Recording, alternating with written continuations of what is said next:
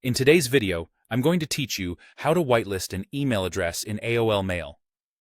Whitelisting tells AOL Mail that messages from a specific sender are trusted, so they go straight to your inbox instead of getting lost in spam. Start by opening your preferred web browser and searching for AOL Mail. In the results, choose the official AOL Mail site to open the sign-in page. On the top right, click Login or Join, then sign into your account as you normally do. Once you're in your mailbox, look toward the upper right corner for the Settings gear icon. Depending on your interface, it might appear as Options. Click it, then select More Settings to open the full Settings panel. On the left side of the Settings page, click Filters.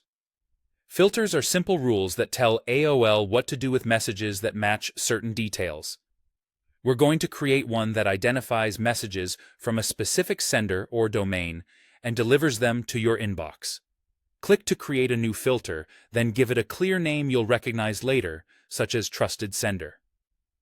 In the From field, enter either the exact email address you want to allow or the sender's domain if you want to trust all messages from that domain, for example, @example.com.